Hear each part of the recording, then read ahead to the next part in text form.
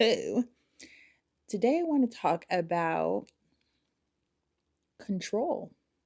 I want to talk about how your controlling behavior is not serving you, baby girl. So, this is probably for the controllers in the world that are like me, the ones who have anxiety, stresses, worried about everything around you. So, you feel like you have to control everything because I'm anxious. I have to control. This video is for you and me. For you and me. First of all, firstly, when it comes to control, I never really thought about it as an anxious thing, right? Until I started to change my controlling behavior, observe, journal, things like that, right? I started to see and pay attention. I started noticing people around me who were controlling, and I was kind of like, I don't like that. But then I had to realize, like, oh, girl, you're just like that, honey. Um, you're just like that. You need to work on it. You need to work on it, Alana. That's where I came to that conclusion, and that's why self-awareness. This is why journaling. This is why healing is so important, because the old me would have never noticed this. I'm not controlling. What do you mean? I would have said something like that. Disagreed, freaked out, got defensive, all those things. Signs of the things I'm going to mention now. Right. So, with control, I want you to think about why. Why am I controlling? Or maybe you're someone who doesn't realize she's controlling. Think about, okay, I'll use an example of how control can serve, like it can serve us, right? We feel when we're in control, right? Oh, everything is going the way it's supposed to be. I'm not anxious. I'm not worried because I'm controlling it. But then when we get in this mode of like controlling, we end up getting more anxious, right? We end up getting more um like disconnected from reality. Reality. We start to try to make people do what we want them to do. It's like how, use an example, you're driving in the car, right? The person's driving what you feel is unsafe. So you're trying to tell them how to drive. This is when you call a backseat driver, a front passenger seat driver, all the different types of drivers, right? You get nervous, confused, scared because they're driving what is to you unsafe. They're not driving the way you would drive. Uh, that's a form of wanting to be in control. Another example is your man, right? You said, oh, can you empty out the dishwasher or wash the dishes, right? But he doesn't do it the way you want him to do it. I looked this up years ago, like random internet fact, and there was literally thousands of ways to wash dishes, thousands of ways to load and unload dishwashers. Just because you do it a certain way does not mean that it's the perfect way, because there's no perfect way. There's no perfect way. There's not. There's no perfect way. Control can be in a job, like you're a manager and you think that micromanaging and controlling people is helping. Control could be your kids. I want them to do this. I'm going to make them do this. Oh my God, I don't know if you guys know this, but I love true crime, and my favorites are, well, there's a lot, but I love Kimberlea and I love M with my husband. I can't say that word on YouTube, but Peyton and Garrett um Moreland. I was like, what is their name right now? Wow.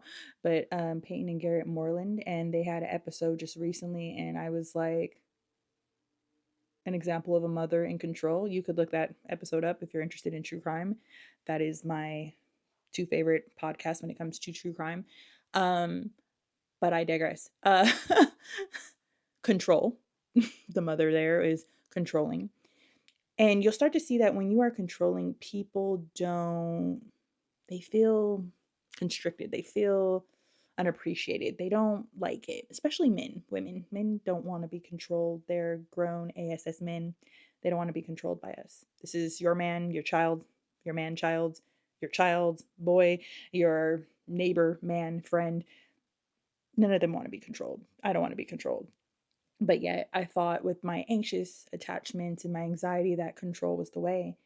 And this actually led me to start having dreams about like telling me like, hey, girl, you need to let go of control. You need to release control. There's a really good song by Beautiful Chorus, and it says, I release control. And I release control and I surrender to the flow. And that's what you really need to do, and really need to sit back and think like, why do I feel the need to control? And think about how much better you feel when you're not controlling, right? Because like I said, people don't like being controlled. People like being led. People like being praised. They on a person who is, I think, more advanced on their healing journey, has more emotional intelligence, self-awareness, they also like constructive criticism, but they don't want to be told how to do their job.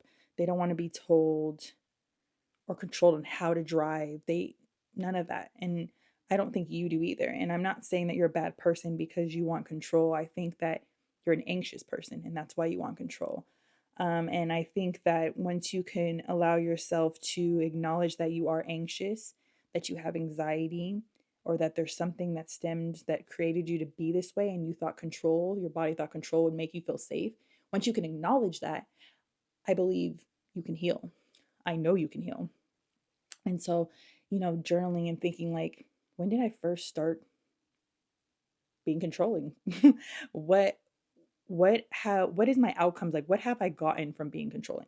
Now these solutions are, excuse me, these solutions are not for the person who doesn't want to change. I'm pretty sure the person who doesn't want to change wouldn't be watching this video this far. But if you want to change, you're desperate to change, that's what I would be asking myself. Why? Why did I start being controlling? And sometimes when you ask that question, it takes time. Sometimes it comes up right away. And you'll start to see like, oh, dang, it started from this specific event, or maybe events, or maybe it started in a household where you had no control. You were it was out of control. You felt like you didn't have anything. So then you thought being in control, being able to fix it worked. You could have been in a bad household when you're a child. And then now you're like, I want to be in a good household. You want it better for your kids. So you start to control how they are and how they interact in the world.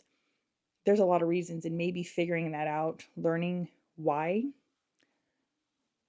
that could be helpful. Another thing is forgiving yourself, like understanding that even if you've been a controlling person, whether it's a anxious controlling person or a person who's controlling in a very negative, demeaning, disrespectful way, you could decide to change today. Forgive yourself. Acknowledge that you've been this person. Maybe ask for forgiveness or from other people who you may have hurt, and decide to change today. It takes time, it takes practice, it takes continuous effort, it takes conscious effort. When I get in modes where I want to feel like controlling, I have to like dial back. Like, this person is their own person. I am my own person. I wouldn't want someone going and telling me what to do. Matter of fact, it pisses me off when people tell me what to do. I've always been that way. And so who am I? Who are you, Lana, to go up to people and try to control them, control a man, control anybody? Who are you to do that? Like, excuse you? Excuse you? And that's how I talk to myself. Some people talk to themselves differently, but I'm more of a tough love type person. And I'm like, that's hypocritical, Lana. Like, you're being a hypocrite when you don't like something, but then you're going out and doing it. That's disrespectful and it's inconsistent. And now your body's confused because they're like, oh, you want a boundary? Oh, you want respect? Oh, you want to be free, but then yet you're trying to control other people's situation, their environments. Excuse you? Excuse? And I had to laugh. I was like, that's funny. But sad. And I had to dial back again and start practicing things. And so I think the first step is acknowledgement, obviously, and that's like with anything. But I think the next step is, and then I said journaling, of course, and then the step after that would be, what is my game plan? Like, what am I going to do when I get in these modes? And so for some people, it's stopping and breathing. Some people, maybe you put a band on your hand, something so it alerts you that I'm doing this thing. Like, the band is to, flick yourself, cause pain. You're like, oh, I'm acting controlling. Maybe for you, what you're going to do is when you notice that you're being controlling, you say, I'm so sorry, I apologize, I didn't mean to, or whatever, or whatever that thing is for you.